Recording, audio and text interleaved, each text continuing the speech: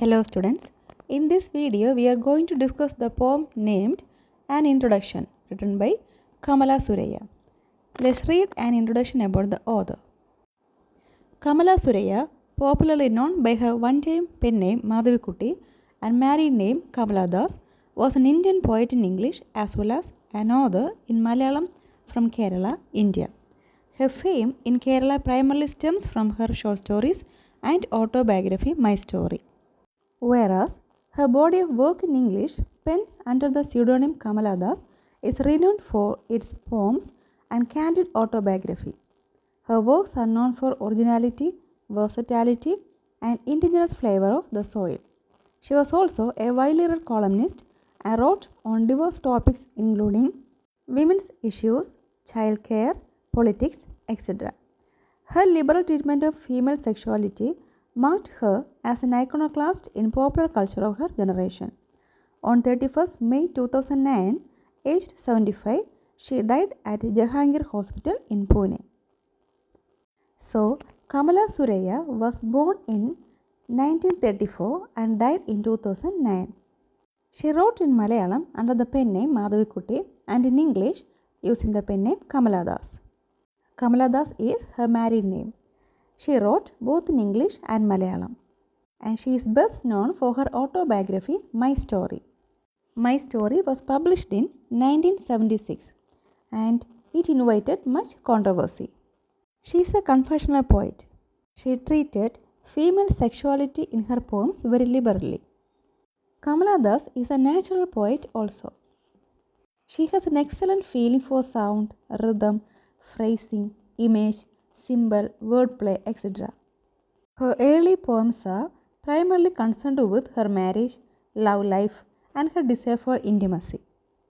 At the age of 75, she died in Pune. Let's read the poem An Introduction. I don't know politics, but I know the names of those in power and can repeat them like days of week or names of months beginning with Nehru. So Kamala Das begins the poem with a frank confession of her indifference to politics. She claims that she is indifferent to politics. She is not interested in politics, but claims to know the names of everyone in power, beginning from Nehru. She can repeat the names of the politicians as easily as days of the week or the names of the months.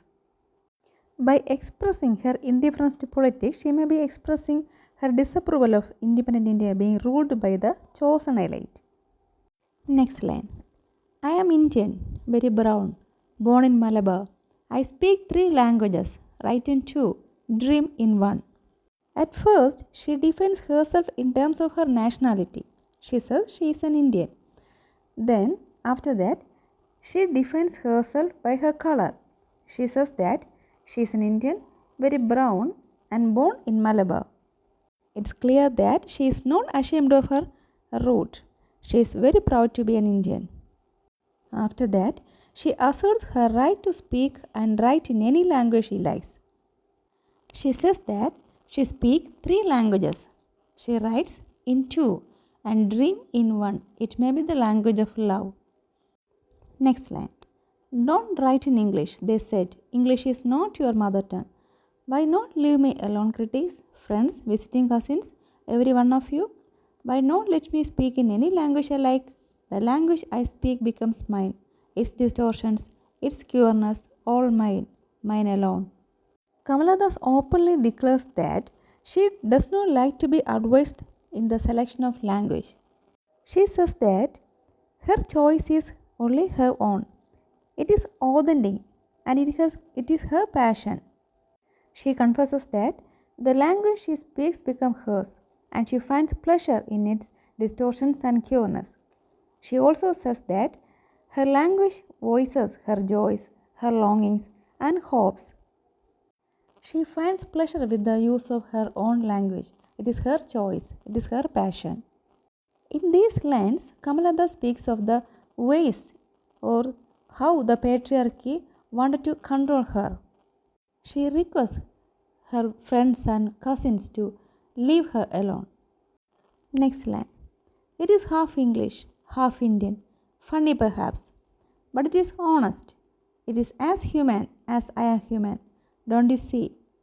It voices my joys, my longings, my hopes, and it is useful to me as cawing is to crows, or roaring to the lands. It is human speech, the speech of the mind that is here and not there, a mind that sees and hears and is aware, not the deaf, blind speech of trees in storm or of monsoon clouds or of rain or the incoherent mutterings of the blazing funeral pyre. Kamala thus employed English to communicate the varied emotions and experiences. She says that her choice of language gives power to her. Her language is like the language of birds or animals, it is innate. She continues that her language is not the deaf or blind speech of trees in storm. Her language is not like the mutterings of the fire in a funeral pyre. Next line. I was child, and later they told me I grew, for I became tall. My limbs swelled, and on not two places sprouted hair. When I asked for love, not knowing what else to ask for, he drew a youth of 16 into the bedroom and closed the door. He did not beat me, but my sad woman body felt so beaten. The weight of my breast and the womb crushed me. I shrank pitifully. In these lines, Kamala thus expresses what happened to her when she attained puberty. People told her that she grew, but actually she was childlike, she was very innocent. Elders told her to fit into the notion of femininity, and she was married at the very early age of 16. Her husband confined her into a single room. She says, he did not beat me, but my sad woman body felt so beaten. She felt beaten because of her female body. She felt ashamed of her female body. Next line. Then I wore a shirt and my brother's trousers, cut my hair short, and ignored my womanliness. She came to know that her predicament was caused because of her female body, so she tried to overcome this. She wore a shirt and her brother's trousers. She got her hair cut short and tried to ignore her womanliness. Dress in saris, be girl, be wife, they said. Be embroider, be cook, be a quarreler with servants, fit in. Oh. The elders introduced to her so many do's and don'ts, but nobody cared for her soul, which was craving for love. They wanted her to be a girl, a wife, an embroider, and a cook, a quarrel with servants. Oh, belong, cried the categorizers. Don't sit on walls or peep in through our lace draped windows. Be Ami, or be Kamala, or better still, be Madhvikutty. It is time to choose a name, a role. Don't play pretending games. Don't play at schizophrenia, or be a nympho. Don't cry embarrassingly loud when jilted in love. In these lines, Kamala thus says, some people told her not to sit on walls or peep through windows. She called such people categorizers because they compelled her to accept the traditional feminine role. Actually, these people perpetuate the notions of patriarchy and gender.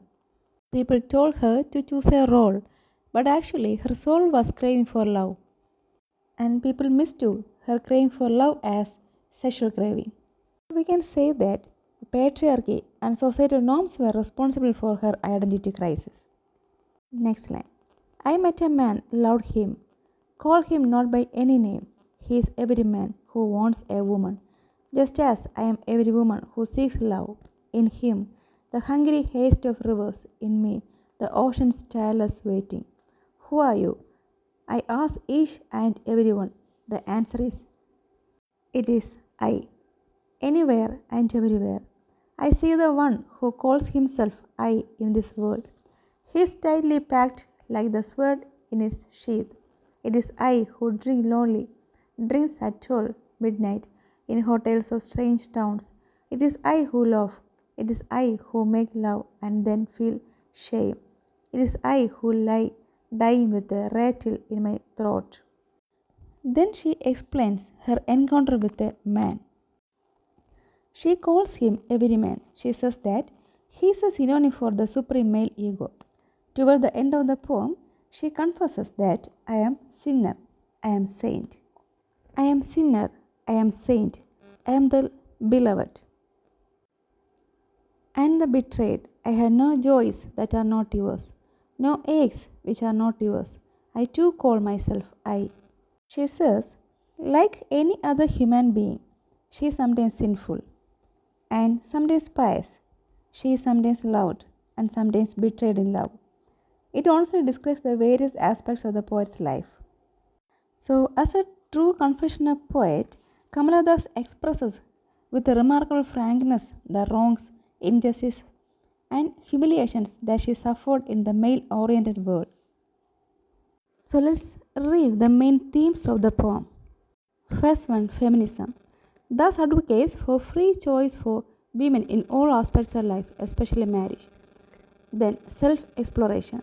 Thus explores her identity and how she can define herself outside of societal expectations. Then, language and writing. Thus considers how language and writing can be used to express her experiences and rebel against patriarchal norms. Let's see the structure and style. The poem is autobiographical and confessional, thus uses the first person singular I to assert her identity and vindicate her body and self.